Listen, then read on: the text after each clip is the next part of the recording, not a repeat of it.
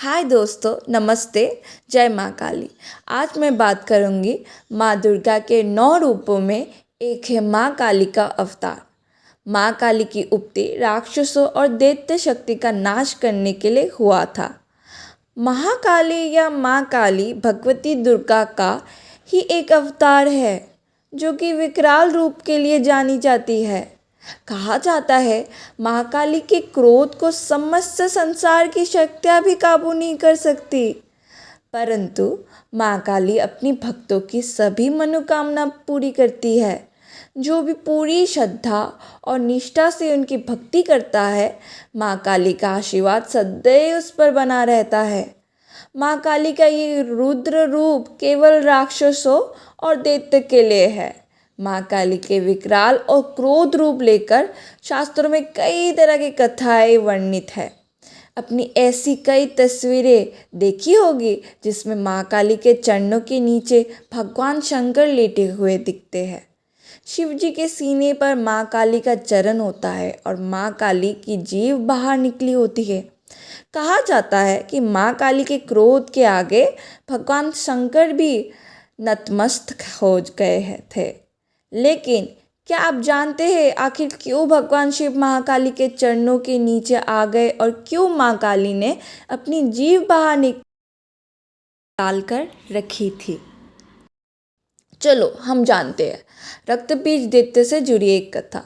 रक्तबीज नाम के दैत्य ने अपनी कठोर तपस्या से शक्तिशाली वरदान प्राप्त कर दिया।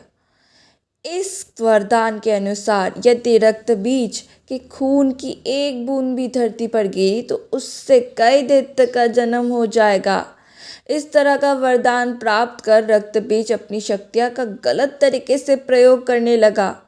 धीरे धीरे उसका अंतंग मतलब घमंड बढ़ता गया और तीनों लोक पर वो अपनी शक्तियों का प्रयोग करने लगा। सभी रक्तबीज के घमंड से परेशान हो गए।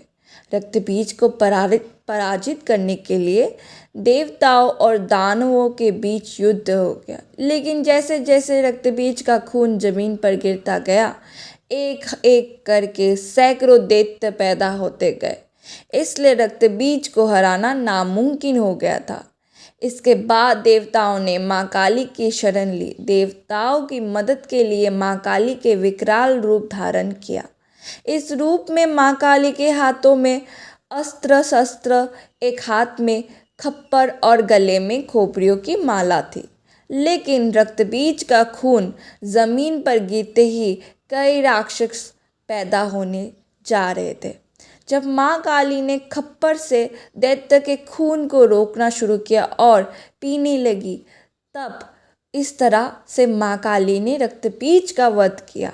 लेकिन इस दौरान माँ काली का क्रोध इतना विकराल रूप ले चुका था कि उनको शांत करना असंभव हो गया। माँ काली के क्रोध को कम करने के लिए सभी देवताओं ने शिव जी का शरण ली और शिव जी को विनती की कि माँ काली को शांत कर दे। तब भगवान शिव माँ काली के मार्ग पर लेट गए। जैसे ही भगवान शिव जी के सीने पर माँ काली का चरण स्पष्ट हुआ, माँ काली का जीव बाहर आ गया और इसके बाद माँ काली का क्रोध शांत हो गया। इसी दौरान हमने एक माँ काली का रूप के बारे में ही पढ़ लिया। आप मुझे ज़रूर कमेंट डाउन कीजिए कि आपको क्या कहानी सुनना है। ये एक माँ काली का रूप है। आपको ज़रूर अच्छा लगे तो लाइक कमेंट ज़रूर कीजिए और सब्सक्राइब करना तो मत भूलिए। जय माँ काली।